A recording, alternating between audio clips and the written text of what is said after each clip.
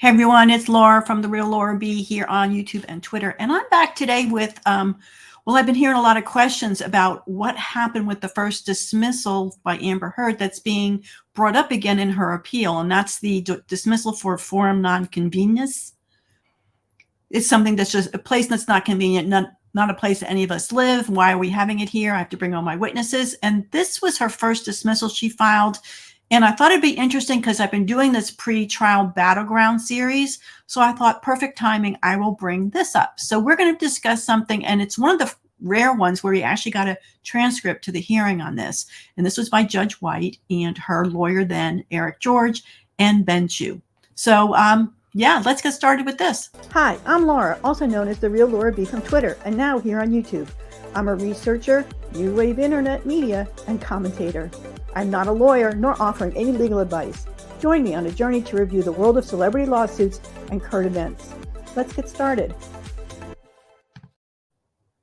Well, at this point, we already know the outcome. Of course, she's appealing it. So that means Judge White ruled in favor of Depp. So let's take a glance to the actual transcript. And I thought this was interesting because this is the first time we're getting an idea of the personalities of the lawyers, even though we're reading it. It's not actually hearing their voice. But yeah, let's just dive right into it. So this was held on June 28, 2019, way back. It's hard to believe that this case has been going on for so long. Mr. McAvoy, the court says, okay, we're ready. Go ahead. Mr. McAvoy, yes, good morning, Your Honor. Tim McAvoy and Sean Roche of Cameron McAvoy for the defendant. And we know that they're well named in Amber Heard's Travelers and Insurance, New York Marine Insurance lawsuits because they left early. They felt they were nudged out. Anyway, so they're there. With me this morning is Eric George and Wick Schwartz from Los Angeles. And Eric George had been representing Amber before this proceeding in other claims, like with her London Fields lawsuit, who were serving as the lead counsel in this case. And I'd like to cede the podium to them to do the argument. So McAvoy is saying, no, Eric George is the lead here. So this is, New York Marine did not come in until after Eric George left. Okay, good morning. Mr. George, thank you very much, Your Honor. May I proceed, Your Honor? Yes, sir. They're always on time here. Eric George, this is Amber Heard's lawyer. Judge White, it is a great honor to be here in the Circuit Court of Fairfax County, but I submit that under any test, California is the appropriate forum in which jurisdiction should be entered. And we find ourselves in an interesting position here because no Virginia High Court has yet addressed the question of the location for an exercise of jurisdiction in a defamation case in a so-called mass media or internet defamation case. So they brought this point up very early that when it was published, it hit the internet and it was published everywhere at once. So what I'd like to do is to walk through why, Your Honor, under the so-called old test that looks to place a publication or under the newer test, the two courts outside of Judge White. Wait, when you say the newer test, do you mean Judge Moon's test that? Eric George, I do. Judge White sort of mirrors the second restatement of the torts. Eric George, I do, Your Honor. Okay. Eric George, thank you very much. That is exactly what I mean. Judge Moon, as well as the district court in New York, applying Virginia's law, have stated that this is the way that they believe, far be it for me to say, but I think Your Honor would see, perhaps, the wisdom of proceeding with this other way of looking at it. But either way, Your Honor, under either analytical framework, jurisdiction is properly exercised in California. And I'd like to explain why. If we look at the, I'll call it the former way of assessing jurisdiction for a defamation case, Judge White. Well, when the Supreme Court of Virginia has rejected the second restatement of torts, it's hard to say that it's the former in Virginia, isn't it? Eric George, well, I think because the court has not yet addressed how publications work for purposes of an internet publication in a defamation context, that may not, in fact, be the right way that the court ultimately would look at it if it reached the Virginia Supreme Court. And there are ample policy reasons why. In the context of a defamation that occurs on the internet, it would make a great deal of sense, and why I do think that the court in Virginia may well adopt ultimately a framework by which you look at the location of the plaintiff.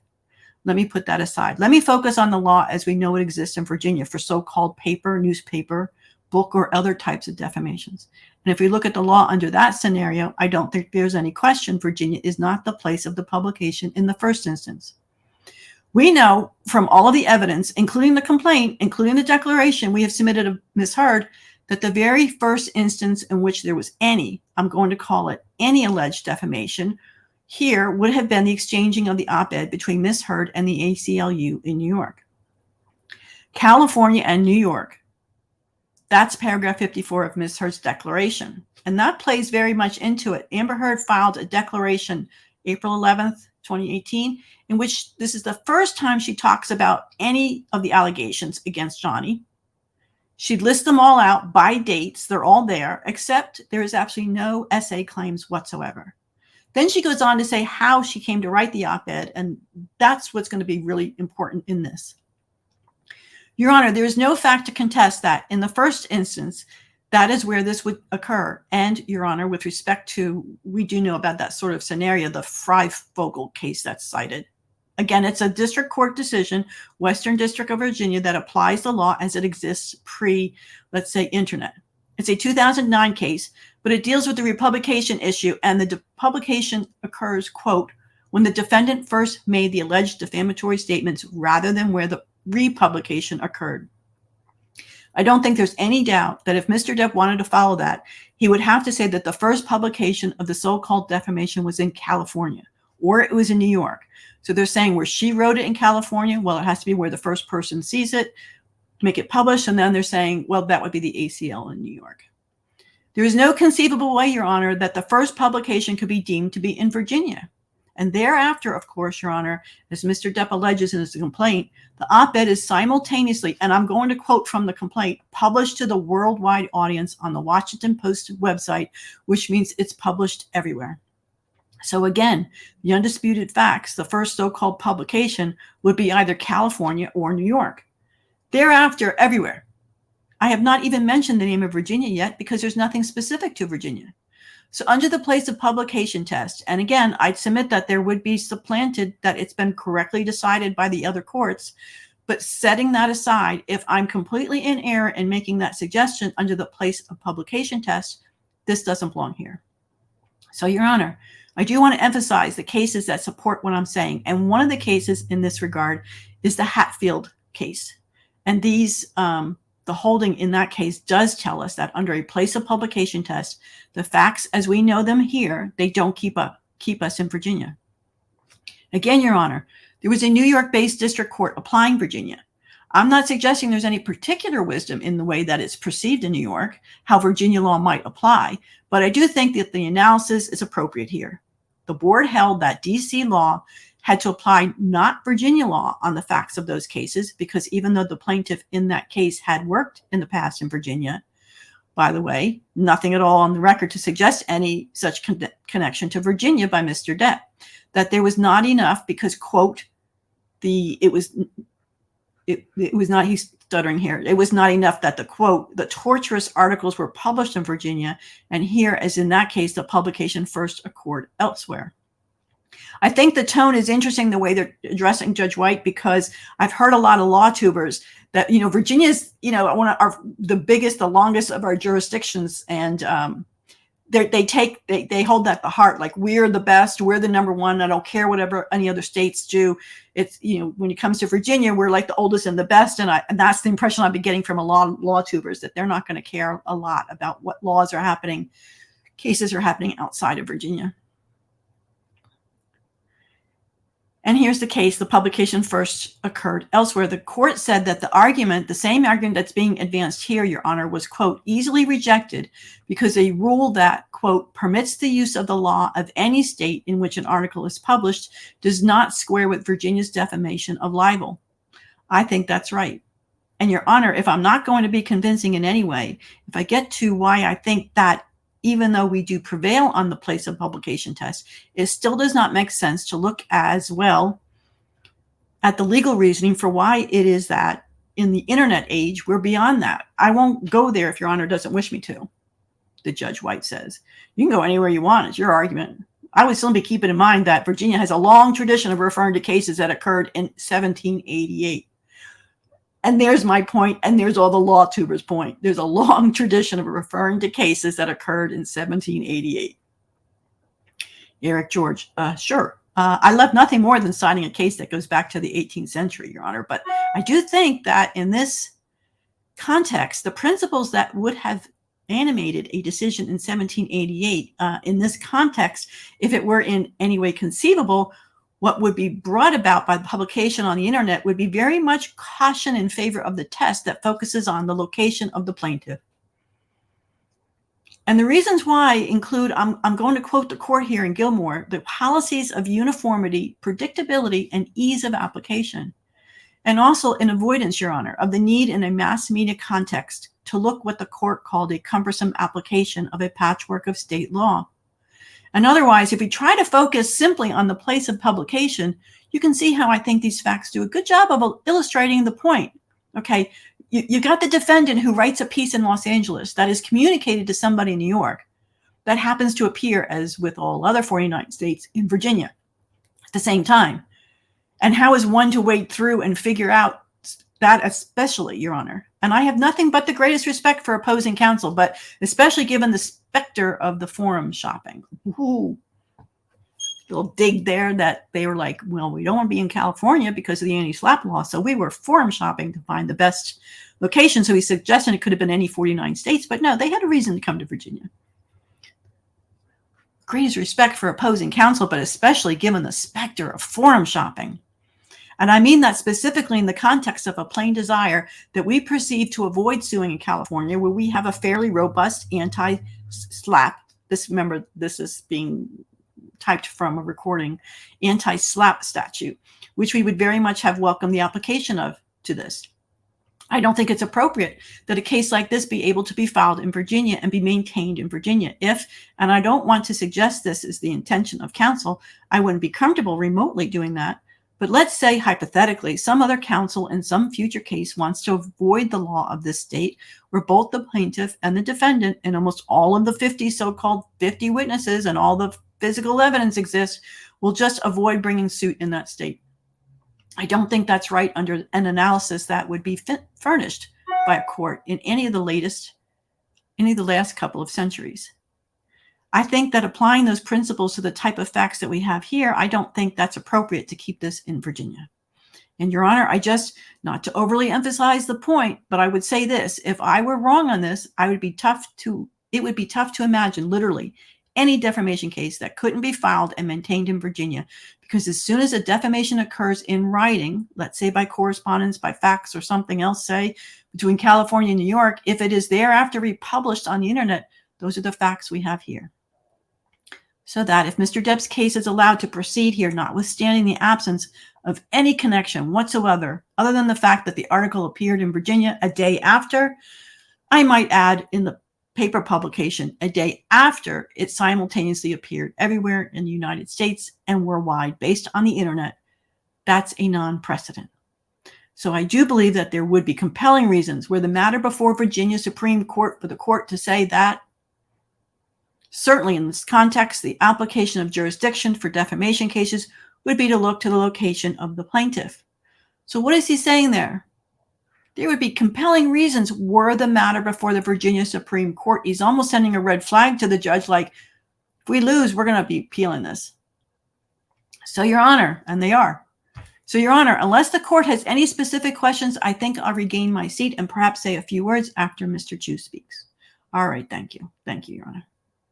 So apparently they had an issue in between where they went off the record and he had to handle another case, and they brought Mr. Chu back in. Before you start, let me ask if anybody on the 11:30 docket has an uncontested order that you want to pass up rather than waiting another half hour or so. So there's a discussion held off record. Okay, go ahead. Thank you for allowing the professionalism and letting me get them out here early. So now Mr. Chu is up. Oh, haven't even opened my soda yet. I definitely need a sip.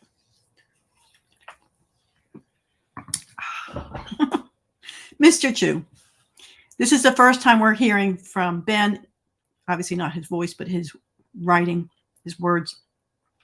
Thank you very much, Your Honor. May it please the court, Ben Chu of Brown Rudnick for Plaintiff Johnny Depp. With me here today is my co-counsel, Bob Gilmore of Stein Mitchell. Your Honor, I'd like to begin, if I might, responding to a comment you made in question to Mr. George. It's our understanding that the court is correct and that the Supreme Court of Virginia has explicitly rejected the restatement approach. That's Gilmore at 39 number 37, citing Jones versus Jones and Associates. That's a 1993 case. Also citing McMillan versus McMillan. That's a 1979 case. And as Your Honor has pointed out, it rejected the second restatement position in favor of lex loci delicti. Or Judge White, all right? Their argument is that the law has evolved now, and that really is semi-impractical. Mr. Chu, I think they're wrong on all counts. And if I could I'm just trying to do this as efficiently as I might to distinguish the two cases Mr. George referred to and then get to our point, if that's all right. Court says, I'll try to remember it, Mr. Chu. So, Your Honor, first with respect to the Freifogel case, this, as Mr. George conceded, is a Southern District of New York case, which is frankly wrong about Virginia law. Virginia law has not changed. By the way, Freifogel just misstated it. It's wrongly stated that Virginia adopted the restatement approach, where, as Your Honor pointed out, it manifestively does not. So that case is a misstatement on New York of Virginia law. And now, Your Honor, the court should deny defendant Heard's motion because she admits in paragraph 54 of her declaration that she directed that the op-ed be filed here. That's where her declaration comes in. That's what's important. She stated that I wrote it with ACU to be submitted, and I submitted it to the Washington Post here. That means, as Your Honor is aware, that Mr. Depp's cause of action arose here. The turtle did not appear mysteriously on the lamppost. She placed the turtle there. She deliberately availed herself, and she says so. She sent it. She sent it to her friend at the ACLU in New York for the explicit purpose of it being submitted to the Washington Post. And as Your Honor is aware, it was explicitly published here in Virginia, both in hard copy and online, through servers in Virginia. It was published in a Virginia local edition. The idea that any defamation case could be filed is frankly absurd. This is a case where she purposely intended that it be filed here, and it was. That fact alone defeats Ms. Heard's motion because, as Your Honor is aware, dismissal under this section can only occur where the cause of action arose outside of Virginia. And here it arose in Virginia. So we don't even get to the convenience factors because, as Your Honor is aware, the statute reads that as a prerequisite before you even get to the convenience factors. As Your Honor is aware, it's, Judge White interrupts, wait, what am I to draw from the conclusion that it seems to be an uncontested fact that she sent this to someone in New York with directions to send it to someone else as opposed to sending it directly to the Washington Post and saying, here's my op-ed? Mr. Chu, well, ultimately she intended to file it in Virginia, and she admits that in paragraph 54 of her declaration, and we're not suing about the initial publication, if there was one. Mr. George says it's uncontested, but we have only misheard to rely on for that. But even assuming arguendo that she sent it to the ACLU, and even if it were sent to other places before it got to its intended target, the Washington Post, it's irrelevant. Your Honor, Judge White, let me slow you down a second. We have plenty of time. Mr. Chu, okay. Judge White, so you don't contest that for the purposes of this hearing, I should consider the declaration of Ms. Heard and consider it to be truthful, or do you? I'm not sure I understand your position. Well, now we've got a little sticky wicket because Benju only wants one paragraph to be considered truthful. Of course, she's made all these other claims in that declaration. So the judge has got him maybe on a slippery slope here. What exactly are you asking for? Mr. Chu, I don't think, with respect to Your Honor, I don't think it's appropriate to take it as truth, since it's merely her allegation, and we're here at the context of a motion to dismiss. We are arguing that, assuming arguendo, that it's true. It's damning because, Judge White, all right, I'm trying to stay on the issue I'm thinking of, which is whichever way I rule, this may go up, and what is the factual underpinning? What is the factual record that we going up? What does he mean by going up? This may go up.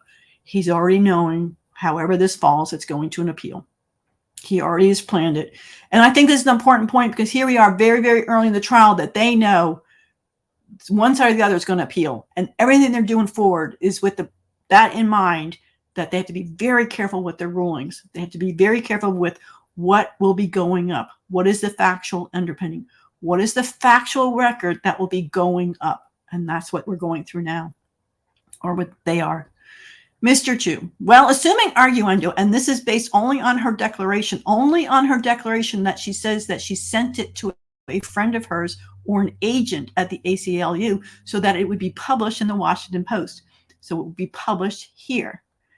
We say it doesn't matter. Assuming arguendo that it's true, it doesn't matter under Weaver. Your Honor will recall, Judge. So let me finish. Mr. Chu, yes, I apologize. Judge White, so if it should go to the Virginia Supreme Court, then the record is that you accept that her declaration should be considered by the court, and that there is nothing in the record to reflect that that's not accurate. Is that the record that's going up, or is the record going up? I refuse to really answer that question, Judge, but I will tell you, assuming arguendo, he's putting that in quotes, how is that a clear record? So they're knowing it's going to the Virginia Supreme Court. It's going to the appeals. It may be going, this may be making new law. And as many of the YouTubers are saying, law tubers, if they take this as the Supreme Court to try and make new law, Judge White is being very careful what goes on the record right now. Ben Chu, I don't mean to get wrapped around the axle, but technically, as I understand it, we must be taken as true by the court is our complaint. And the complaint makes very clear that it was published in Virginia. What I'm arguing, what I think is law in Weaver is particularly clear. So we would be happy to accept that representation because we believe it's damning. Is that under Weaver, it doesn't matter, Your Honor. Your Honor may court. Okay, this is Judge White. Mr. Chu, I try to be very, very careful on the words that I use and that other people use. Quote, we would be happy to accept that representation. Quote, what does that mean? You mean you stipulate that it's an accurate fact or not? Because one of the things I thought about before this hearing is whether we should be having an evidentiary hearing on this issue or not. And that's why I'm talking to you about the record that goes up. Mr. Chu, well, for purposes of this argument, Your Honor, we will assume that it's true. Okay, that's what's going on the record. Mr. Chu, but I can't represent it to you as true because it's Ms. Heard's untested declaration.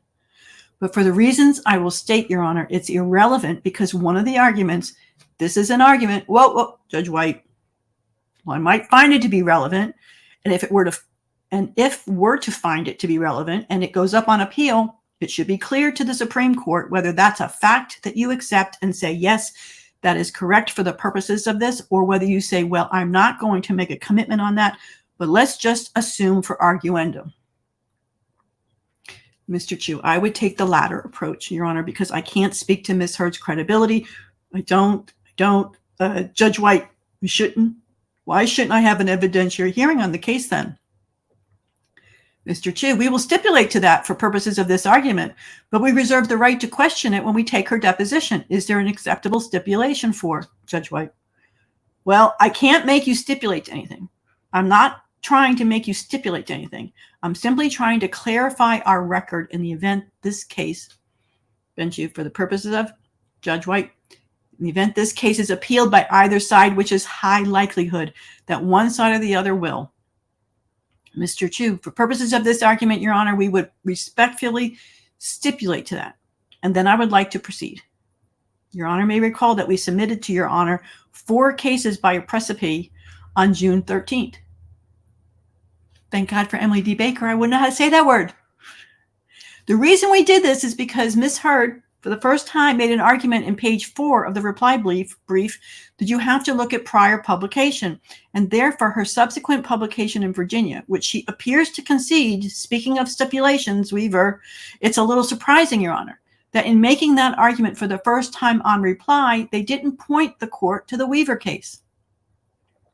The Supreme Court of Virginia in Weaver effectively dispensed with the argument of, oh, it may have been first published in New York. Maybe it meandered down the New Jersey Turnpike. The point is, it ended up in Virginia. And assuming that this is all true, everything that she said is true. This is an actionable republication because it's a natural and probable consequence of sending it to New York. Let me quote Weaver, Your Honor. Please quote. It is well settled that the author or originator of a defamation is liable for a republication or repetition thereof by third persons, provided it is a natural and probable consequence of his action.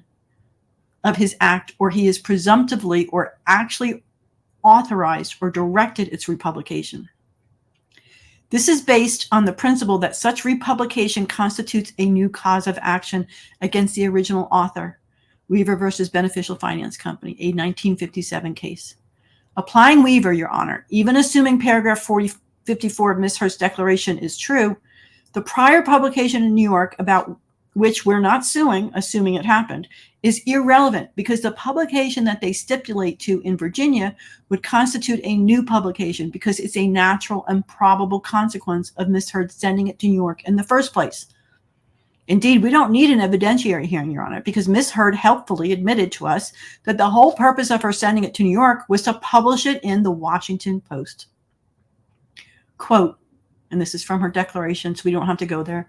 I wrote the op-ed in Los Angeles, California, and submitted it to the Washington Post through my contact at ACLU, who was based in New York. The op-ed was published on December 18, 2018. So we stipulate, Your Honor, she wrote it in Los Angeles. We stipulate, Your Honor, that she sent it to New York, but she intended it to be published in Virginia. And that is, we don't have to speculate that that was the natural and probable consequence of her initially publishing in New York. She said she testified under oath. That's why she did it. So this, assuming this all happened, this is an actionable republication. And going back to Mr. George's point about old Virginia Supreme Court cases, although, Your Honor, 1957 Weaver case is not that long ago, far more recently, this court, Judge Klein, your predecessor, applied Weaver in the Spudaville case. It's phonetically spelled. This is one of the other cases that we submitted to Your Honor on June 13th, finding that a republication in Fairfax County of a prior allegation of child abuse was the natural and probable consequence of defendant's original publication.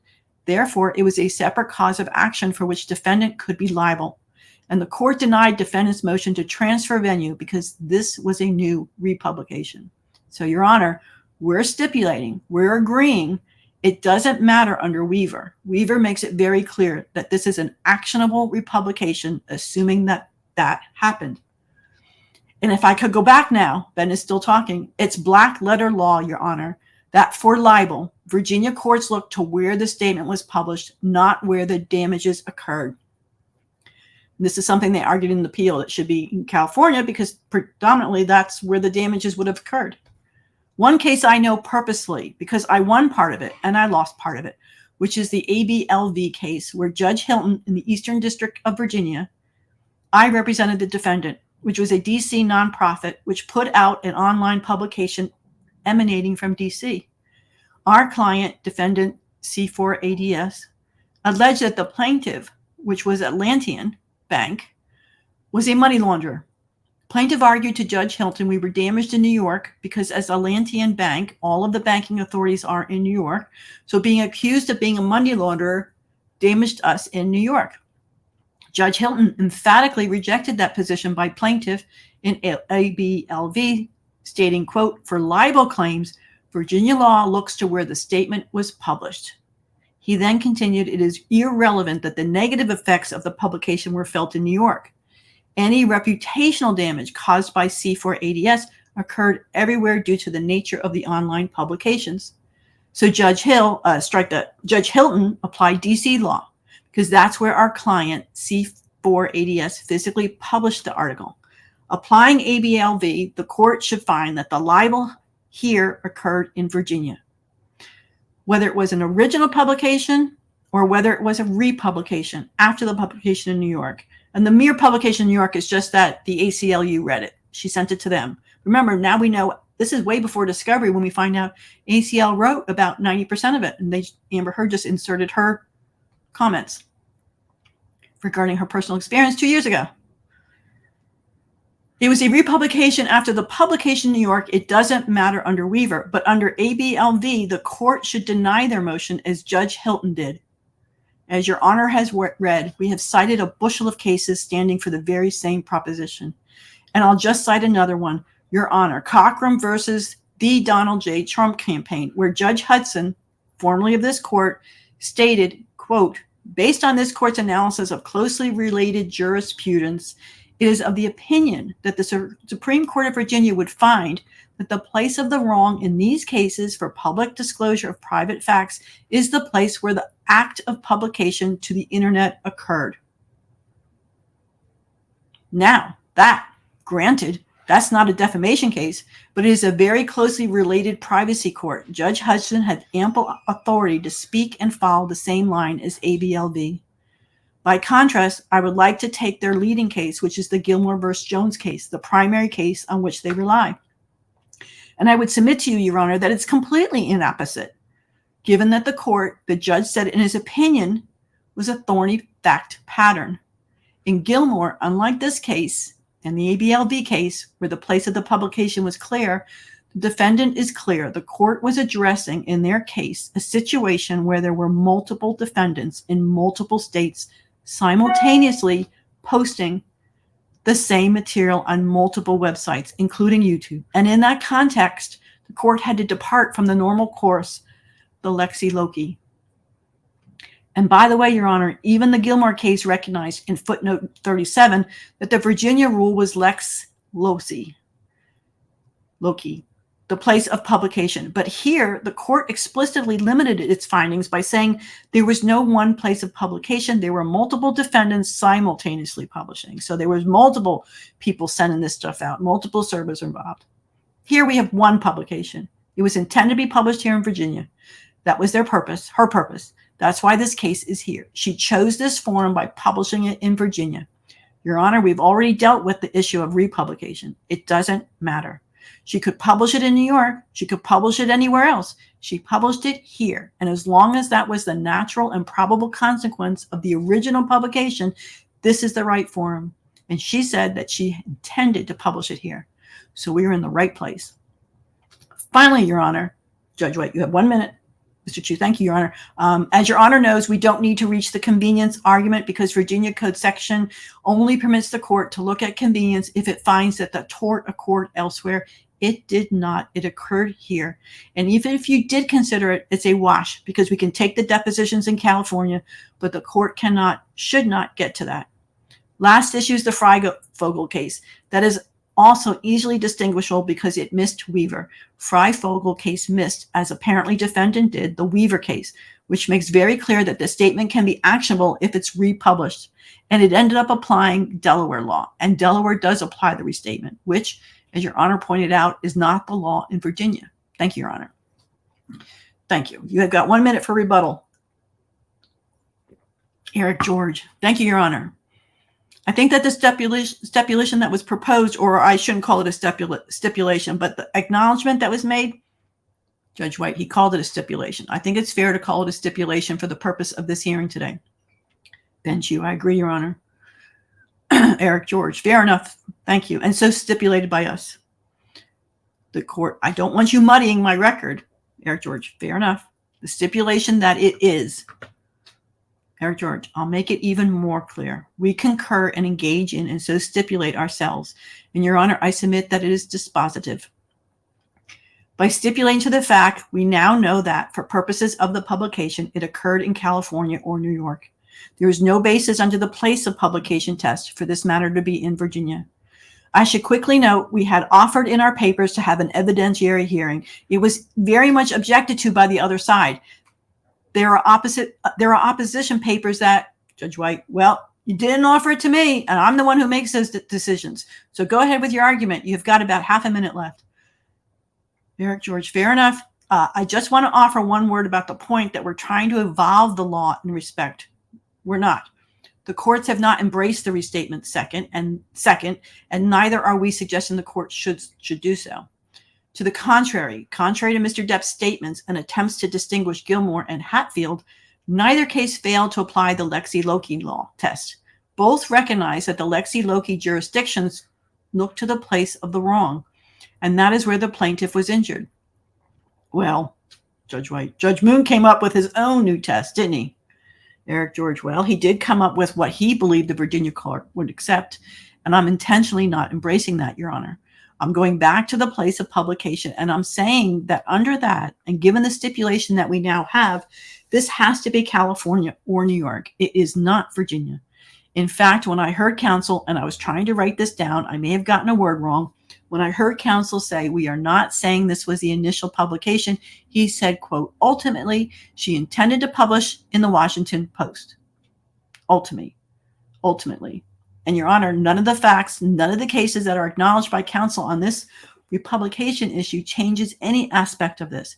Because the fact is, in the case that was mentioned in Weaver, the first letter was February 23rd, 1955, and the second more than a year later in 1956. That was not a single publication, as it is here. And it was totally distinctive audience between the first and the second. Here, we know, based on Ms. Heard's declaration, that the op-ed that she had, quote, well, she says, quote, I wrote the op-ed in Los Angeles, California, and submitted it to the Washington Post through my contact at the ACLU, was based in New York. Based on that stipulation, based on the single publication rule, regardless of whether republication would have given rise to a new cause of action, we do not belong in this court, which is especially important, Your Honor, because to give my last sentence to the court, a deposition, even of 50 witnesses, none of whom can be compelled to appear here, is not a substitute for the live testimony that would be needed to demonstrate why not only is this not defamatory, but why it's very much true, what had been stated in other contexts by Ms. Heard. Thank you. Thank you very much, Your Honor. Judge White, thank you all. I'll take the matter under advisement. As I mentioned, I'm going to be out for a week, July 8th, and the next week a short week, so I'm not sure how quickly I can get my opinion to you, but I appreciate your briefing and the arguments. Everybody says thank you and leaves. So this was June 28th. So let's jump now to the rule, the opinion, the official opinion that's handed down was July 25th. So almost a month later. And I'm not going to go through all the history of it because we know that. We don't need to know the history of the case. We don't need to know the background. We don't need to know the arguments because we've just heard the arguments ourselves in the transcripts. Let's get to the analysis. And I'm sorry it's blurry. It's blurry for me, so it's not my camera or my computer here. Main issue to be determined on Ms. Heard's motion to dismiss is whether Mr. Depp's cause of action arose outside of the Commonwealth for the court to apply the forum non-conveniens analysis. The Virginia Code allows a defendant to dismiss an action upon determination that a more convenient forum exists outside Virginia. The party making the motion has the burden to show that good cause exists to invoke the forum non-conveniens doctrine.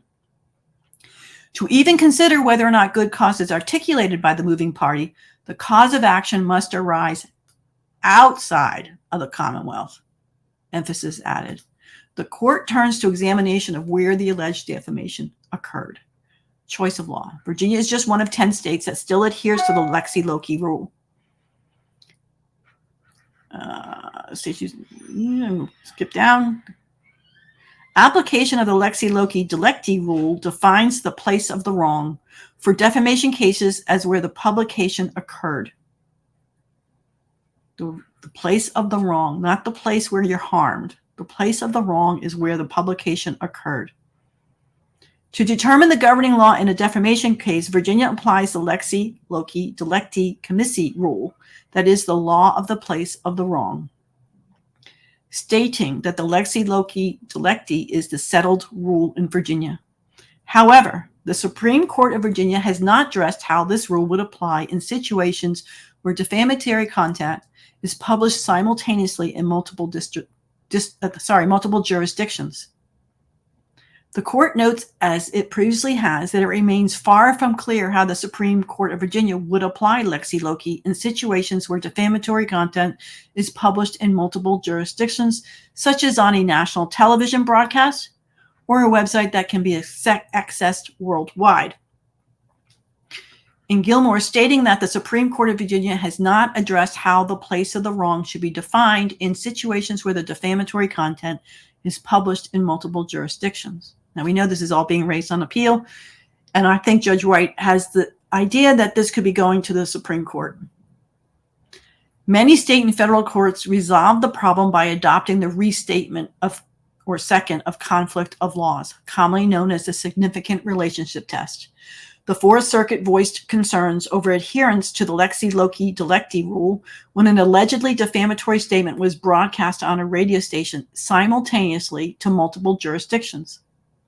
Applying Maryland law, the Fourth Circuit contemplated that because of the widespread simultaneous publication of the allegedly defamatory statement in many different jurisdictions, application of the traditional lexi loci delecti rule becomes cumbersome, if not completely impractical. The Wells Court applied the significant relationship test and continues to do so. However, the Virginia Supreme Court explicitly rejects the significant relationship test. Multiple federal courts, while not binding upon the court, examined the problem that a multi-jurisdictional defamation claim creates and hypothesized how the Supreme Court of Virginia would apply the lexi loci delecti rule. Judge Moon of the Western District of Virginia applied a new test to the place of the wrong analysis. The court held that the Supreme Court of Virginia in multi-defendant, multi-state internet tort cases would define the place of the wrong as the state where the plaintiff is primarily injured as a result of the allegedly torturous online content. The case stemmed from the plaintiff's uploading footage of an individual driving into a crowd of counter-protesters protesting the Unite to Right rally in Charlottesville, Virginia in August of 2017, and killing Heather Heyer. The plaintiff brought suit against multiple defendants who published articles and videos falsely portraying him as a deep state operative. After those publications appeared online, the plaintiff received harassing and threatening messages online and asserting it would be difficult for him to return to the State Department as a diplomat due to his reputational harm inflicted. While Judge Moon did not endorse the significant relationship test, his new test tracks closely to the underlying rationale behind the significant relationship test, that the extent of each interest of a potentially interested state needs to be determined to find the state with the greater interest. Judge Moon suggests that applying lexi loci delecti in a case like Gilmore would require the cumbersome application of a patchwork of state law. Instead, due to the complexity of online publication, the court reasoned that because plaintiff alleged the brunt of his injury was the result of the publications in Virginia, where he lives and works, then Virginia law should apply.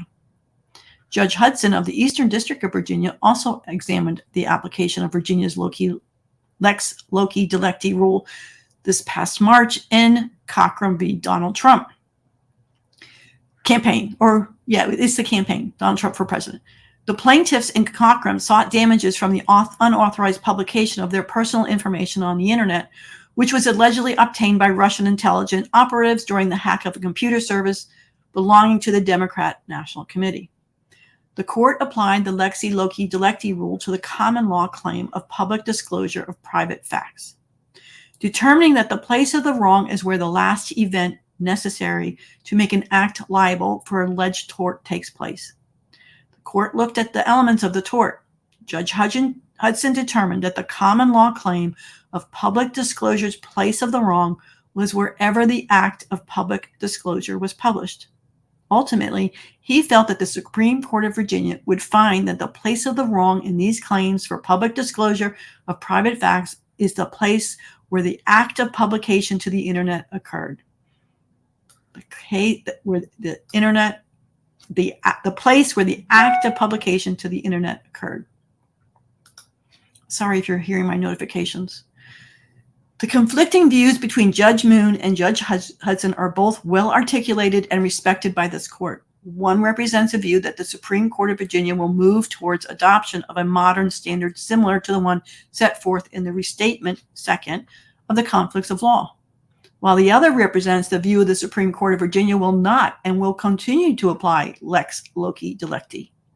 This court feels that any adoption of a new standard or adoption of the standard set forth in the restatement second of the Conflicts of Law is properly made by a court not bound by the doctrine of stare decisis. We have a new thing entering the room. Although the common law claim of public disclosure of private facts differs from defamation, both torts hinge on the publication of private information or slanderous words. Emphasis added. Both torts require the element of publication before any cause of action can accrue. Application of lex loci delecti, the place of the wrong, requires the court to determine where the last event necessary to make an act liable for an alleged tort, where the last event necessary takes place. Where does it happen? The last event necessary for an individual to become liable for defamation in online multi-jurisdictional cases occurs when the defamatory statement is uploaded to the internet. Therefore, the place of the wrong in this case is the place where the act of publication of Ms. Heard's op-ed to the internet occurred. The court will now examine whether the facts support the place of publication to the internet as being in Virginia, California, New York, or elsewhere. Place of publication. This is pretty short, guys. Don't worry. Publication sufficient to sustain a common law defamation is uttering the slanderous words to some third person so as to be heard and understood by such person. It is enough, it is said, if the contents of the writing are made known to a single person. Defamatory statements must be published to a third party in order to be actionable.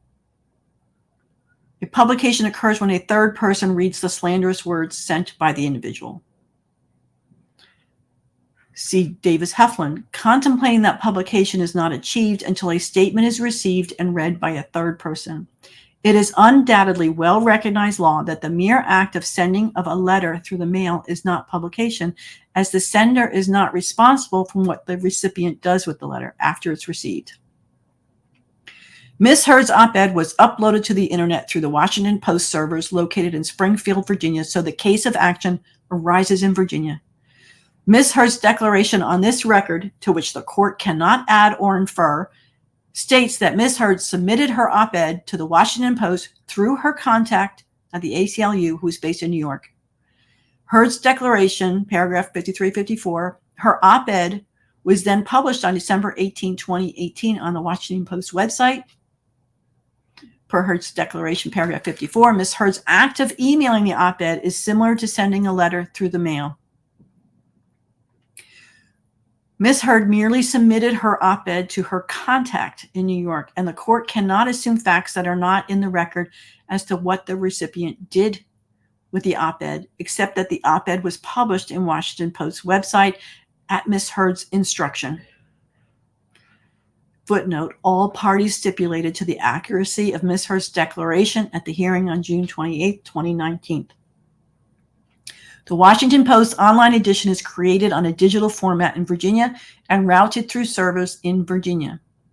Like the private information that was directed to be published online by the defendant in Cockrum, Ms. Heard submitted her op-ed to the Washington Post to be published online. The last event to make Ms. Heard liable for the alleged defamatory statements in her op-ed was uploading it to the internet. Using the servers located in Springfield, Virginia, the Washington Post posted it to the internet on December 18, 2018. Therefore, Mr. Depp's cause of action arises in Virginia, and the prerequisite to dismiss the case based on forum non-conveniens is not met. It doesn't matter if it's inconvenient. It goes to the place that the action happened. Even if Ms. Heard's ACLU content opened and read the submitted op-ed, she was an interested party and publication did not occur. Communications between, and we know how interested they were because now at the trial after discovery, we saw all those emails, how the op-ed was always about Johnny. They wanted to get a high source like the Post. It had to be fiery for them to be interested in publicating it. And then they had to move it back a bit and start taking parts out because they didn't want it to void the NDA. But in the end, she kept in the 2 years ago, and everybody knew what she was referring to, as headlines blasted afterwards. Communications between persons on a subject in which the person have an interest or duty are occasions of privilege. An exhaustive review of the English cases on the subject was made in 1930 by 3 judges of the King's Bench. The 3 judges agreed that the most accurate statement of the rule was made by Lord Atkins in Adams versus Ward in 1917. It follows. A privileged occasion is an occasion where the person who makes a communication has an interest or a duty, legal, social, or moral, to make it to the person to whom it was made, and the person to whom it is made has a corresponding interest or duty to receive it. This reciprocity is essential. In this case, Ms. Heard's declaration is undisputed that she states while working with the ACLU as an ambassador for women's rights, she learned of an opportunity to write an op-ed about women's rights issues. her declaration, paragraph 53, Ms. Heard agreed to write the op-ed and then through her contact within the ACLU, submitted it to the Washington Post. Ms. Heard did not submit the op-ed containing the allegedly defamatory statements to a friend, but to an individual in an organization she was working with. Ms. Heard and her contact in New York both shared a corresponding interest and reciprocity because they were working together for the ACLU. Thus, the publication did not occur until December 18, 2018, when the op-ed was uploaded to the internet on Washington Post's website. It was only then that the allegedly defamatory statements were read by non-interested third parties. Following Judge Hudson's opinion and consistent with Supreme Court of Virginia precedent, the court finds that publication occurred in Virginia. For the reasons stated above, Ms. Heard's motion to dismiss based on forum nonconvenience is denied. Mr. Depp's counsel is directed to prepare an order reflecting the court's ruling and forward it to Ms. Heard's counsel for endorsement and transmitted to the court for entry. And there you have it. And this also follows with what a lot of the law tubers are saying. This may go to the Supreme Court. They may ultimately make it there about this new rules for internet. But that doesn't mean it's going to work backwards for this case. It may only be like, well, going forward, but this is a very reasoned opinion. I think it's very, very obvious that Judge White was working very hard, knowing this would be going to appeal however he ruled, and that he weighed in what was consistent with Supreme Court of Virginia precedent the court finds. So this is what I have. I hope this is interesting to you. I knew I did in podcast form. I will put the links in the description as I usually do. And there's more coming. We still got Amber's opposition to Johnny's appeal. And we don't know when Johnny's will be due his opposition against her appeal, because I think there will be some extensions offered, because we already saw some letters saying that we'd have to wait for her to actually file, but there was no opposition on either side. So that's what I have for you today. Please like, subscribe, share, hit that bell, because somehow it keeps getting unrung for people and people don't realize I'm still doing videos. And I hope you are all well and enjoy the rest of your day. And thanks for watching and listening. Bye-bye.